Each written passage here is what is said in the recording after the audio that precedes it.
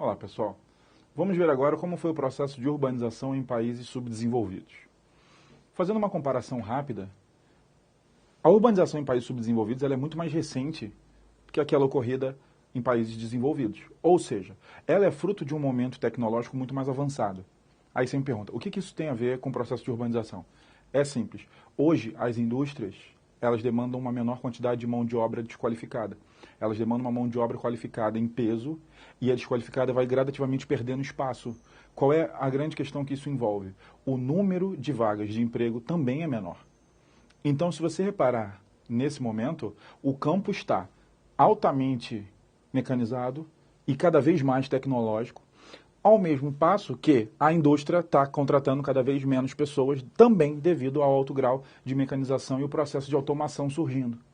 Então, essa urbanização, que data do século XX, principalmente a partir dos anos 50, ela já é fruto de um processo que demanda muito menos mão de obra nas indústrias e usa também menos mão de obra no campo.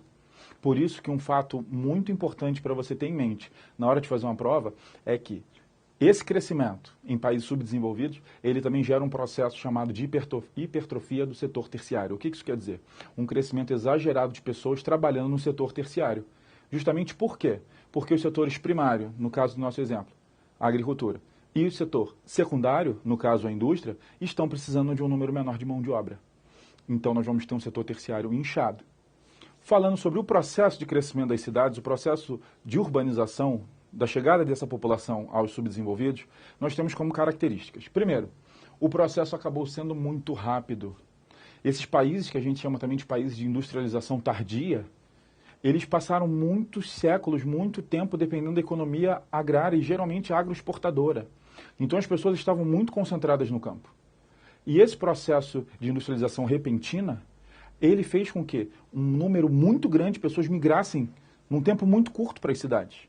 Aí, esse crescimento rápido, ele não permitiu que você fizesse um planejamento adequado. E aí a gente, até numa situação, usando um eufemismo, a gente chama de crescimento natural, se é que você me entende. Tá? Usando palavras dos nossos queridos, deixe acontecer naturalmente a cidade, ela não foi planejada.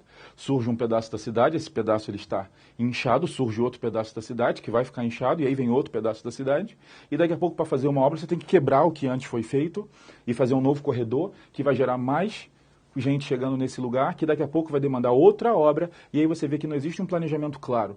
Você vai se adaptando ao ritmo de crescimento dessas cidades. Fora que os países mais pobres, eles têm um crescimento extremamente concentrado. Aí você me pergunta, como assim um crescimento muito concentrado? A gente viu que em países desenvolvidos, várias cidades foram sendo desenvolvidas paralelamente. Por quê? Para que a população tenha várias opções de centros urbanos com boa qualidade de vida. Em países mais pobres, se você reparar, a maior parte dos serviços, da infraestrutura, da oferta de emprego, se encontra na capital ou na maior cidade do país. Então as pessoas precisam migrar sempre para o mesmo lugar. Qual é o problema? Mais pessoas chegam na capital, vamos dar um exemplo. Aí o governo local vê que está precisando de moradia, cria moradia. Aí isso gera uma notícia. Capital aumenta o número de moradias. Aí mais pessoas migram para cá. Aí a capital vê a necessidade, cria empregos. Aí mais pessoas migram atrás do emprego. E se você parar para observar, esse processo ele tende a continuar. E quando nós temos essa cidade crescendo num ritmo muito maior que as outras e tornando-se muito importante, com uma área de influência muito grande, nós falamos que isso é um processo de metropolização, ou seja, aquela cidade que está crescendo muito, ela está adquirindo um grau de influência muito grande, ela está se tornando uma metrópole. Temos diferentes níveis de metrópoles, mas observamos isso como um processo de metropolização. Em outro vídeo nós veremos os problemas da metropolização. Agora, um esquema para a gente observar é o seguinte. Quando você pensa em países subdesenvolvidos, nós temos aqui, próximo ao grande centro, a população rica. Por que a população rica? Porque nesses países, as áreas mais próximas do centro eram áreas muito valorizadas. E essas áreas mais valorizadas, até por uma razão natural, ela é ocupada por aquela população que tem maior poder aquisitivo, maior condição de comprar essas terras. Então a população mais pobre, que não tinha condição de ocupar essas áreas, acabou sendo jogada para o que a gente chama de periferia ou subúrbio. Aí sim, num raciocínio mais das áreas mais pobres. Então em países subdesenvolvidos, vê se você entende como isso aqui começa a se tornar uma coisa grave.